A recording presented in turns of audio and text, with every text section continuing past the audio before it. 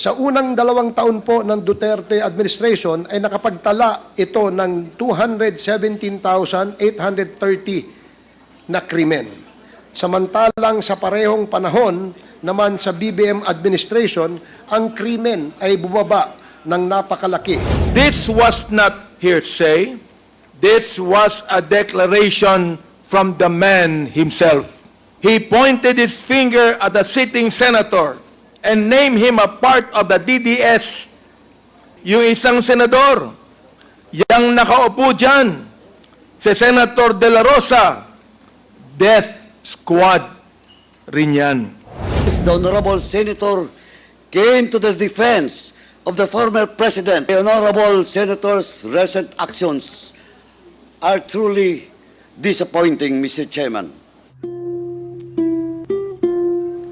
Today, we shall continue with our inquiry on the issue on illegal drugs. If you recall, we started in the Committee on Dangerous Drugs in October of last year, 2023. We investigated the illegal drugs seized in a warehouse in Mexico, Pampanga, which turned out to be owned by Empire 999, a corporation owned by Chinese nationals who pretended to be Filipinos. When the hearing started, they all disappeared.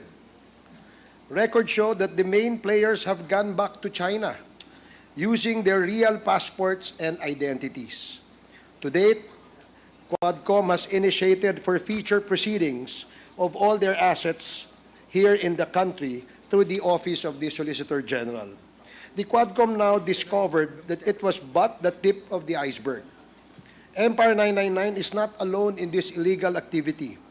Other corporations may have been formed to cover or mask this activity, as evidenced by their interlocking sets of incorporators, all the way leading to personalities who are long suspected of illegal drug activities, namely Lin Wei-Xiong and Mr. Michael Yang, the former economic advisor of President Rodrigo Roa Duterte. This discovery led us back into the past.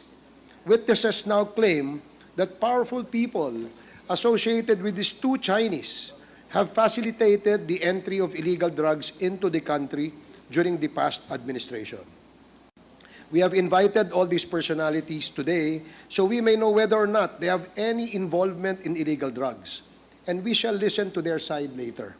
We shall also resume the hearing on the extrajudicial killings that took the lives of more than 20,000 people during the past administration's war on drugs. In our past hearings, names were mentioned, admissions were made, witnesses and resource persons appeared, questioned, vetted, and tested. Forced admissions in any way was never part of QuadCom. We may not have extracted yet the information fully from them, but we never put words in their mouths. Whatever testimonies and affidavits they presented before the QuadCom were given by them freely and voluntarily.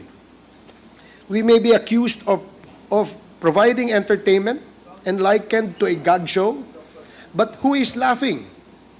On the contrary, the one who said that must be so full of himself that he didn't notice that the joke was on him. We are not here to pin down nor exonerate anyone. All we wanted was to know the truth, the same truth that the people have been longing for, most especially by the families of murder victims and the victims who survived. We intend to use these truths in crafting legislation, some of which we have already filed, as well as make recommendations to any agency to plug loopholes in their systems, if any is discovered. If along the way, people are found to be liable, it is our duty to make sure that justice is served. There is nothing funny about it. We only mean serious business. We have reached this point because in the course of the investigation, we found very disturbing facts and questions needing answers. We owe it to the people. As public servants, we pledge loyalty to them. They trusted us and voted us in office. We serve them. We will not use the QuadCom to exonerate ourselves and proclaim our innocence in the face of overwhelming evidence.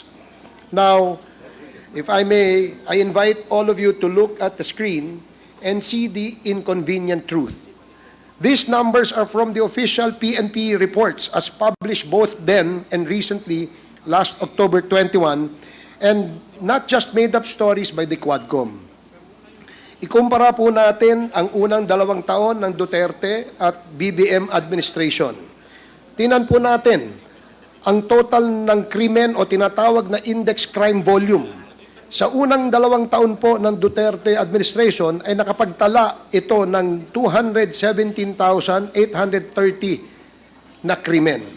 Samantalang sa parehong panahon naman sa BBM administration, ang krimen ay bumaba ng napakalaki, 83,059 o nangangalugan na pagbawas ng 61.87% sa index crimes. Any claim to the contrary is but a figment of the imagination and if not, a propaganda. Pangalawa, tingnan po natin mula July 2016 to December 2017 ay may mga namatay o pinatay na 4,354 sa mga police anti-illegal drug operations, habang 16,000 naman at 355 naman ang pinatay na mga riding in tandem at mga di pa nakikilalang mga salarin. Noong 2018, inilagay ng PNP sa kategoryang HCUI or Homicide Cases Under Investigation na umabot sa talang 23,327. Samantala, mula July 2022 hanggang katapusan ng 2023, ang bilang ng mga napatay sa mga legitimate police anti-illegal drugs operations ay 73 lamang po. Pangatlo, may kabuuan na 115,435 na anti-drug operations na nakalikom lamang ng 3,294,44 kilos ng shabu na nagkakahalaga ng 18.43 billion pesos sa unang 2 taon ng dating Pangulong Rodrigo Roa Duterte, habang sa mas kakaunting anti-illegal drug operations lamang sa parehong panahon sa BBM administration ay 84,676, subalit nakalikom na mas maraming shabu na umaabot sa 6,481.16 kilos. The anti-drug campaigns under former President Rodrigo Duterte from July 2016 to July 2018 and the current President Ferdinand Marcos Jr. from July 22 to early 2024 represent contrasting approaches in tackling illegal drugs and the crime in the Philippines. While both administrations aimed to reduce drug-related crimes, their methods and resulting outcomes reflect significant strategic and operational differences. Here is a detailed comparison of the first 2 years of the administration's campaign. As has been shown earlier, ang numero po ay hindi po nagsisinungaling. Ito po ay galing sa Philippine National Police.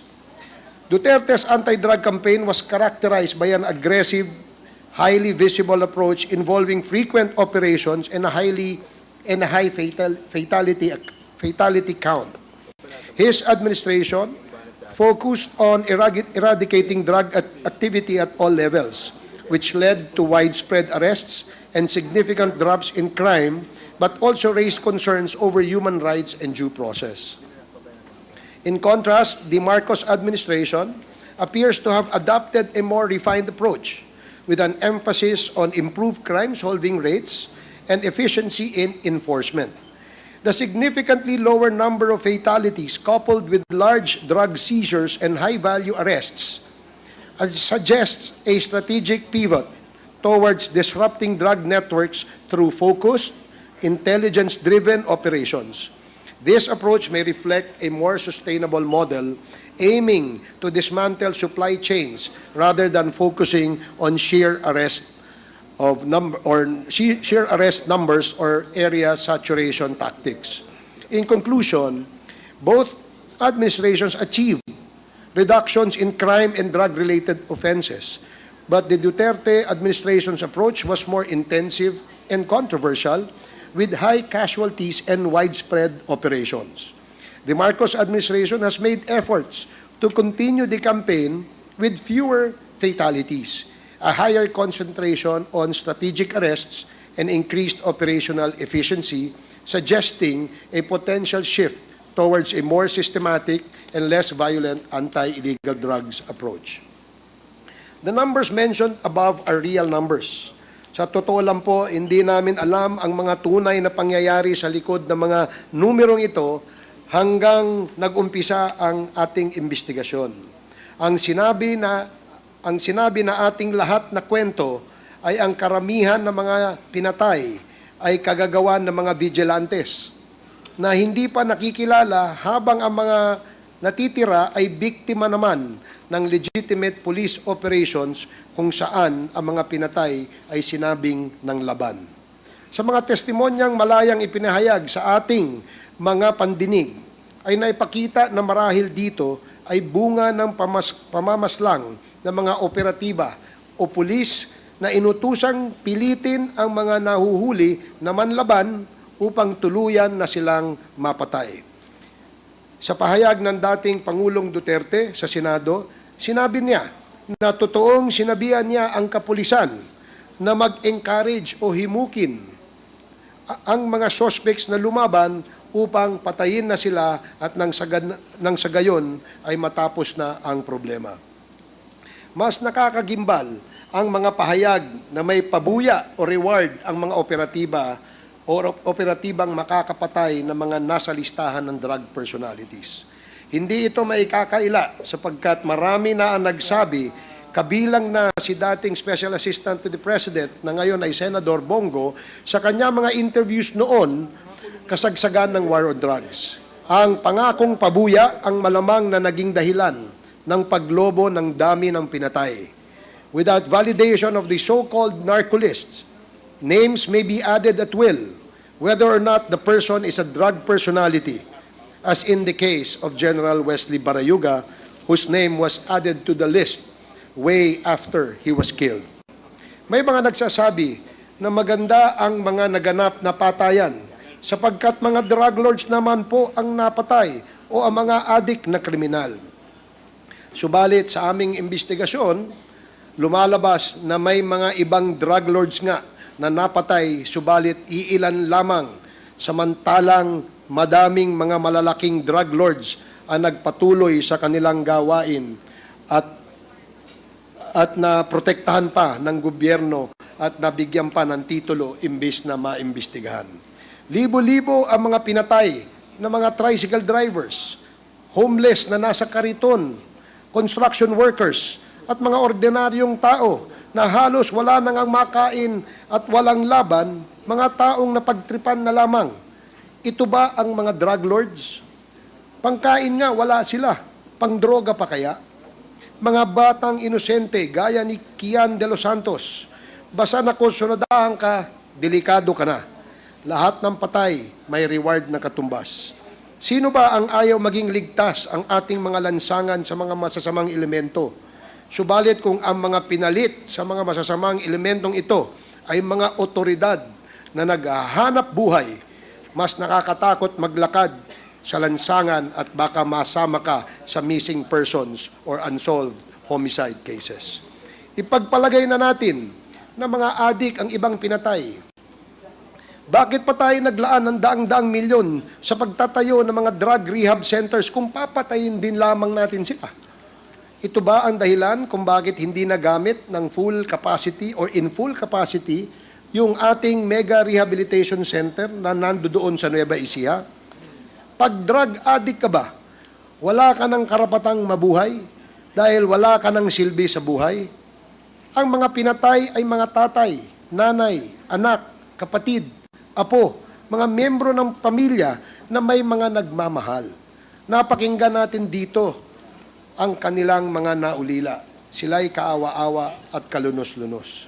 It is really sad that human lives were lost and wasted just to prove a point that we are against illegal drugs. The right to life is paramount as it is God-given and precedes all other human rights. Without life, there can be no rights. QuadCom will not sit idly by in the face of all these discoveries. We intend to get to the bottom of all these issues fairly, honestly, and truthfully. Hiningi po namin ang inyong buong pagtitiwala. Hindi po kami nag-aakusa lamang dahil sa politika o ano paman.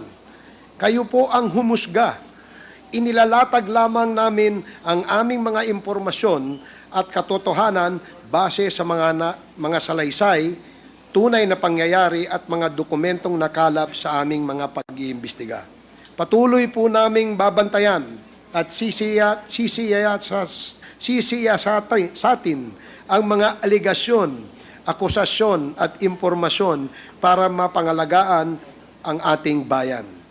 Maraming salamat at magandang umaga po sa ating lahat. The next to deliver his opening remarks is the Chair of the Committee on Human Rights, Congressman Benny Abante. You are recognized. Thank you, Mr. Chair. Sa atin pong Senior Deputy Speaker, sa ating Deputy Speaker, sa aking mga co-chairs, ladies and gentlemen, colleagues at mga kababayan, magandang umaga po sa inyo lahat. We gather here once more for the 10th time, not merely to sit in one of our typical hearings, in order to file one of our usual committee reports, but for something far greater. We have convened again because we cannot and we must not lose sight of the purpose that drives us, the pursuit of justice for the victims of illegal drugs, for the victims of pogos, and for the victims of extrajudicial killings.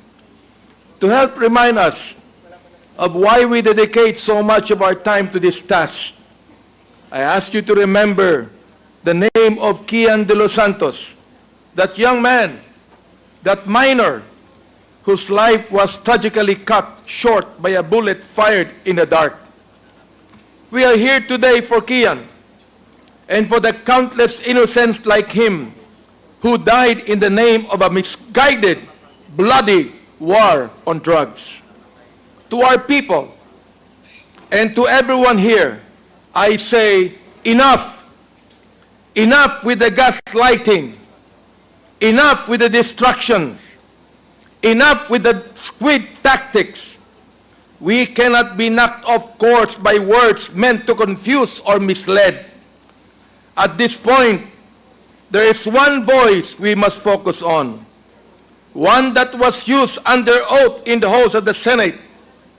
Last week, former President Duterte himself spoke before the Senate and the nation, and in his own words, took responsibility for the blood spilled in his war on drugs. He did not deny. He did not deflect. He admitted that he gave orders. Orders that directed our own police forces to encourage suspected criminals to fight back so they could be killed. Under oath, he told us this without shame and without remorse. This was not hearsay. This was not a speculation. This was a declaration from the man himself. He went further. Under oath, he admitted to the existence of the Davao Death Squad, an entity with a lethal mandate that was replicated around the whole country when PRRD was elected president in 2016. But the former president did not stop there. He pointed his finger at a sitting senator, a member of our very government, and named him a part of the DDS, not a Duterte defending senator, no, but a member of the notorious Davao Death Squad. Ano ang sinabi ni PRRD? And I quote, yung isang senador, yang nakaupo dyan, si Senator De La Rosa, Death Squad rin yan. End of quote. And now, Now comes this familiar refrain. It was all a joke. Biro lamang daw. But I ask you, my friends and my colleagues, I ask you, who makes jokes under oath? Who laughs while mothers bury their sons? Who finds humor in this horror? This is no laughing matter. The lives lost, the grief that lingers, the blood spilled in our streets, these are not punchlines in a cruel joke. These are lives, young innocent lives taken from us. But perhaps we should not be surprised. Perhaps we should not be shocked that this sacred issue, the sanctity of life, is treated so trivially. For we have seen time and time again how human life has been cheapened, how easily these men speak of death, how casually they wash their hands off the blood of the innocent. As Proverbs 31 verse 8 and 9 reminds us, and I quote, "Open thy mouth for the dumb in the cause of all such as are appointed to destruction. Open thy mouth, judge righteously, and plead the cause of the poor and needy." End of quote. We are commanded to raise our voices for those who cannot speak, to seek righteousness for those who have been silenced, and to demand justice for those who have suffered unjustly. This, my friends, this is why we must not falter. This is why we must not rest, why we must not turn away.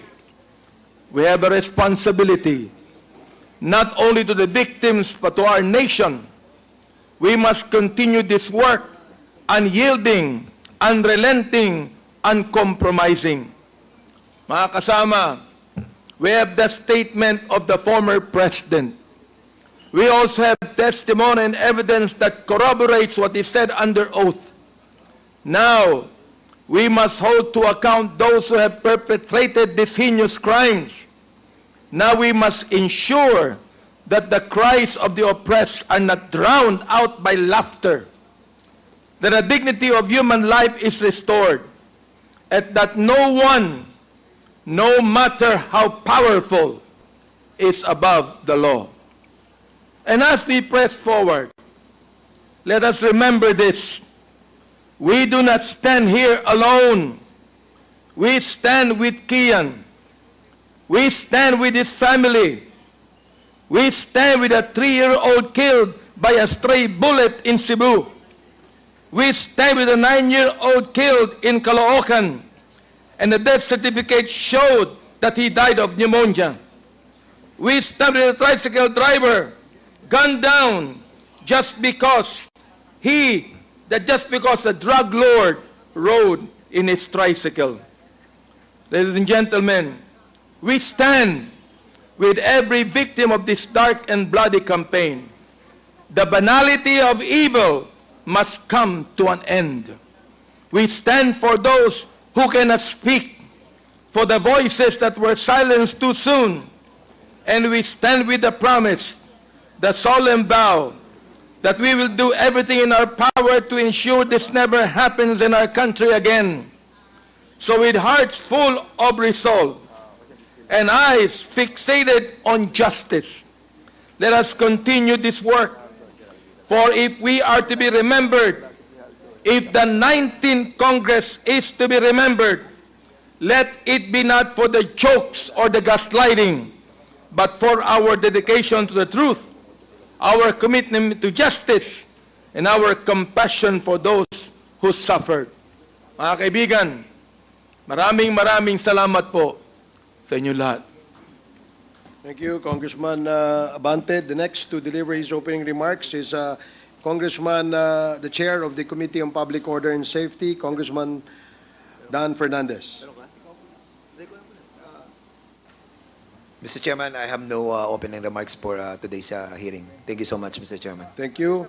The next to deliver his opening remarks is the Chair of the Committee on Public Accounts, Congressman Caraps Paduano, you are recognized. Thank you, Mr. Chairman. Good morning, everyone. The Joint Committee has conducted 10 public hearings, and over the course of these proceedings, numerous witnesses have come forward, reinforcing suspicions of widespread abuses during the Duterte administration's war on drugs. Thus, a significant question has arisen regarding the safety of these witnesses and what they stand to gain from their cooperation. First and foremost, I want to put on record that telling the truth is its own reward. There is inherent value in honesty because it upholds personal integrity, contributes to justice, and fosters trust. By coming forward, these witnesses contribute to uncovering the realities of past actions and ensuring accountability. Their testimonies play a crucial role in strengthening the integrity of our institutions and promoting justice and transparency. Having said that, it is the obligation of the House of Representatives to ensure the protection and security of these witnesses. As a legislative body dedicated to uncovering the truth, the safeguarding justice,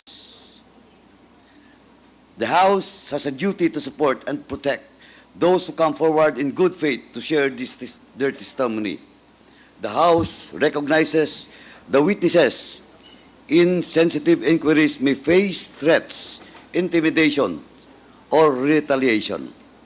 As such, it is incumbent upon us to take all necessary measures to shield them from harm.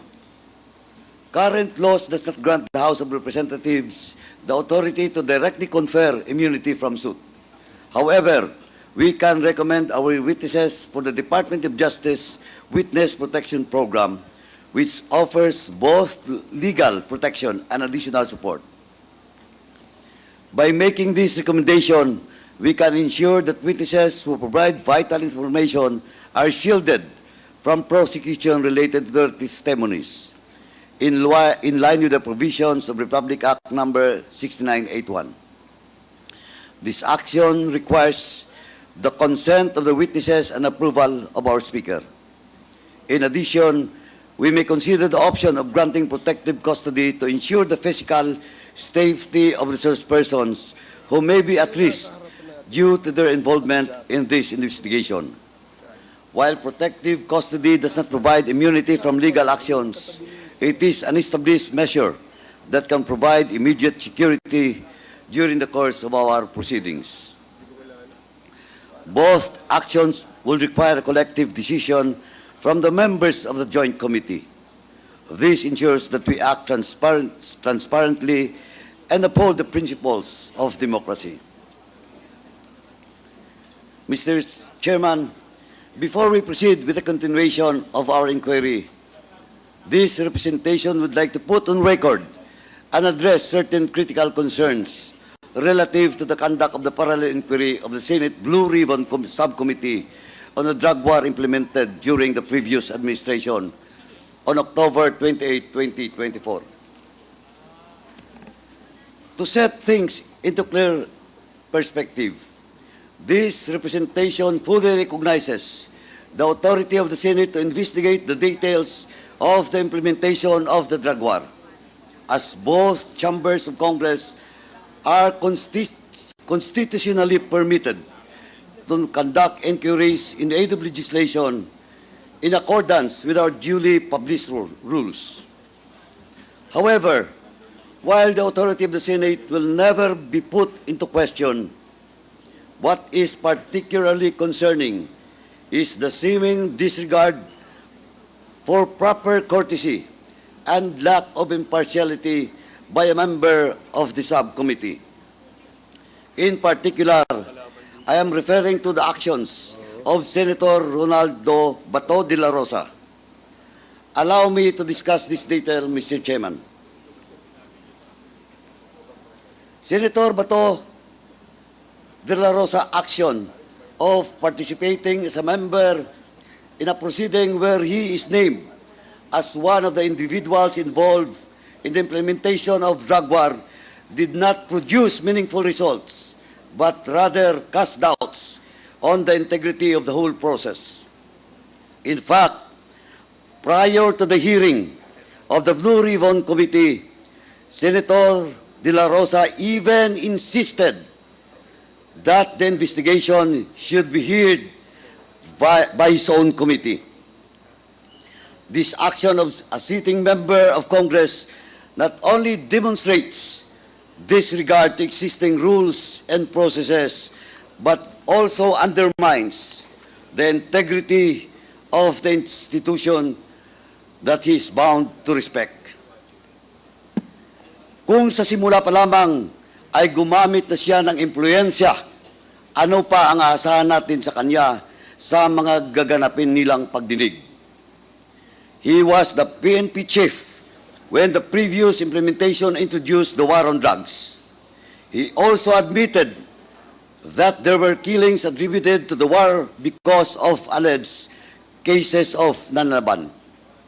In short, he was not only involved, but was in fact one of the figureheads of the campaign during its inception.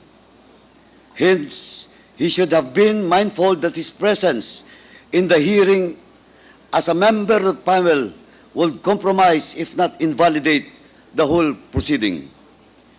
Hindi naman pwedeng ikaw ang mag-imbestiga sa iyong sarili.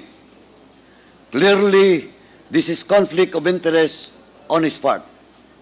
At the very least, he should have inhibited from the proceedings and instead offered himself as a resource person so as not to influence and intimidate the other guests. Unfortunately, the Honorable Senator failed to observe this. Even after the hearing, Senator Bato continued to conduct himself in a manner contrary to what is expected from a member of Congress. Asked about his comment on whether he was part of the Davao hit squad, whose existence was confirmed under oath by former President Duterte during the subcommittee hearing. Senator De La Rosa downplayed the same, claiming that the former president was just joking and there was no death squad to speak of. Now begs the question, why would a committee member defend and even interpret a clear statement made by a resource person in a congressional hearing? The confirmation by the former president needed no interpretation, much less from a member of the panel who investigated the same. If you would ask me, it is as if the Honorable Senator came to the defense of the former president while seeking to exonerate himself from any liability. This is further highlighted by his recent statement that he will be objecting any action of the Senate regarding the submission of records to the ICC. The Honorable Senator's recent actions are truly disappointing, Mr. Chairman. We are conducting these inquiries in order to fill the legislative gaps and address problems that necessitate immediate solution. In doing so, we also want to ascertain the truth about the abuses and other acts related to illegal drugs, pogos, and EJKs. Mahirap man ang hamon sa atin na palabasin ang katotohanan. Sa palagay ko, ay napagtatagumpayan natin ito. In closing, this representation wishes to remind our Honorable Senator to observe courtesy and fairness in conducting his official responsibility as a member of the Senate instead of resorting to other means so as to discredit the efforts of this body. Thank you, Mr. Chairman. Madamong salamat. Thank you, Congressman Paduano. Before we proceed with the admin matters, may we request that the guests, the honorable members who are present, as well as our resource persons, be acknowledged